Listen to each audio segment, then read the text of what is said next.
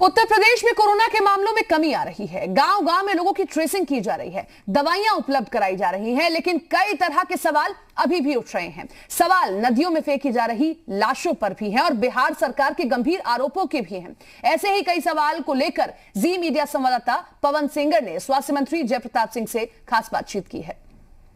उत्तर प्रदेश के स्वास्थ्य मंत्री जय प्रताप सिंह इस वक्त हमारे साथ हैं। सर, WHO ने आपकी सरकार के कार्यशैली की तारीफ की है, खासतौर से ग्रामीण क्षेत्रों में जो आप लोगों ने टेस्ट और ट्रीटमेंट का जो प्लान बनाया है।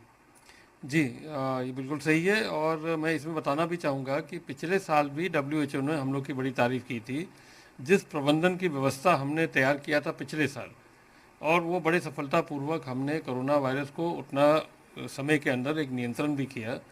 इस बार और एक परीक्षा की घड़ी हम लोग के सामने आ गई, क्योंकि इस बार का जो वायरस है वो काफ़ी हद तक म्यूटेट कर चुका है, उसके लक्षण अलग हो गए हैं और उस लक्षण के कारण से बहुत अधिक मात्रा में पेशेंट आने शुरू हुए। कम से कम पिछले साल से 30 से 40% पेशेंट अधिक आने लगे और उसके कारण हमको अपनी व्यवस्था में कुछ फेरबदल करना पड़ा।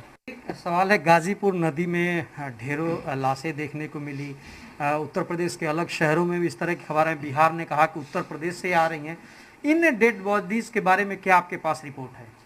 ये कल मुझे भी सूचना प्राप्त हुआ था। मैं गौतम बुद्ध नगर से लौट रहा था और इस बात को मैंने चीफ सेक्रेटरी के माध्यम से इस बात को कहा भी है। तो उसी समय उन्होंने सब DMs को तत्काल उनसे रिपोर्ट मांगा और ये पूरी बात जितना बात कहा जा रहा बिहार से कि इतने सारे लाशें आके बक्सर के घाट पर इकट्ठा हो गए, ऐसा कोई लाश हमारे उत्तर प्रदेश में, चाहे हमीरपुर की बात आई थी, वाराणसी की बात आई थी या गाजीपुर की बात आई थी, इसमें ऐसा कोई भी हमारे पास इस तरह का प्रमाण नहीं है। और DM ने खुद ही जाके वहाँ देख के यह भौतिक उसको सत्यापन भी किया। तो आने वाले समय में जो रेशियो जो कम हो रहा है, उसमें जो 6% से कम की बात की जाती है कि इतने हो जाए तो रेशियो बहुत बेस्ट माना जाता है, तो उसको हम लोग अचीव करने वाले हैं। देखिए, सबसे पहले बात तो ये समझना चाहिए कि हमारे पास 2 वैक्सीन कंपनी है जो प्रमाणित हो चुकी है ड्रग कंट्रोल के माध्यम से, और दोनों का प्रोडक्शन हम जानते हैं कि वो कितना करते हैं।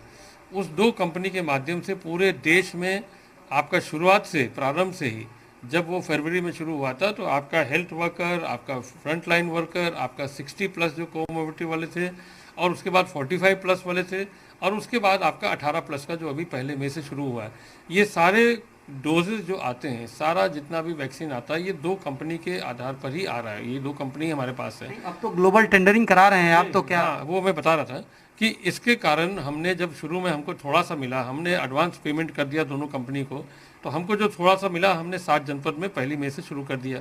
फिर हमको और डोज मिला, 3.5 लाख हमको मिला कोविशील्ड से, तो हमने फिर 11 जनपद और जोड़ दिया, और अब कोवैक्सीन हमको फिर और कुछ देने वाली है।